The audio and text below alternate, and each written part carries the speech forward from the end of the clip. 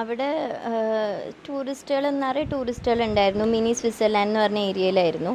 അവിടെ എല്ലാവരും അവരവരുടെ കുറേ ആക്ടിവിറ്റീസ് അവിടെ ഉണ്ട്. Zip line, bungee jumping, Kashmiri ഡ്രസ്സിൽ, അങ്ങനെ എല്ലാവരും അവരവരുടെ കാര്യങ്ങളിൽ നടന്നപ്പോൾ പെട്ടെന്ന് ഒരു ഒച്ച, ഗൺ ഷോട്ടാണോ എന്ന് പോലും അറിയില്ല, ഒരു ശബ്ദമാണ് കേട്ടത്.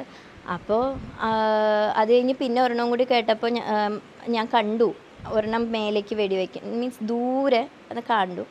അപ്പം മനസ്സിലായി ടെറർ അറ്റാക്ക് ആണെന്ന് മനസ്സിലായി. അപ്പം നമ്മളെല്ലാവരും, ഞാനും അച്ഛനും മക്കളെയും കൂടി ഞാൻ നിലത്തേക്ക് കിടത്തി. അമ്മ ഉണ്ടായിരുന്നില്ല കൂടെ, കിടത്തി.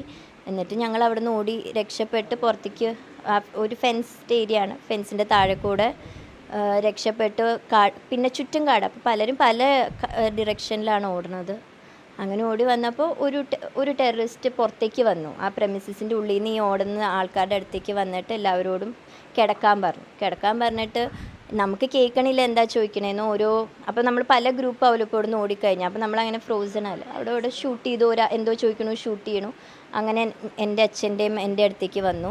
അപ്പോൾ ഒരു സെൻറ്റൻസ് ഒന്നുമല്ല, ഒരൊറ്റ വേർഡാണ് ചോദിക്കണേ, കലീമ അങ്ങനെന്തോ ഒരു വേർഡ് ചോദിച്ചു. അപ്പോൾ മനസ്സിലായില്ല എന്ന് ഹിന്ദിയിൽ തന്നെ പറഞ്ഞു. ഇതൊക്കെ ഒരു 5 സെക്കൻഡ്സ്. Very sorry.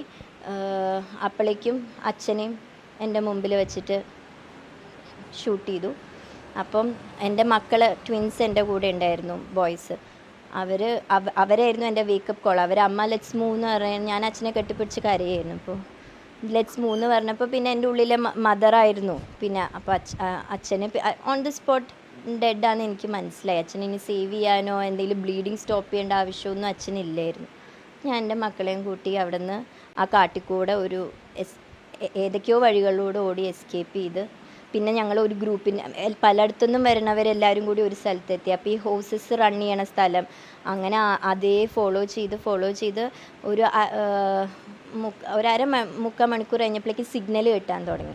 അപ്പോൾ ഞാൻ വേഗം എൻ്റെ driver mister Musafir, he's also A local Kashmiri, അവരോട് വേഗം അറിയിച്ചു. അയാളാണ് പിന്നെ ബാക്കി അറിയിച്ച് വിത്തിൻ ഒരു 7 മിനിറ്റ്സിൽ മിലിറ്ററി വേഗം ഓടി മേലെ കയറിപ്പോണ്ടായിരുന്നു. And locals also to help the elderly who fell off the way.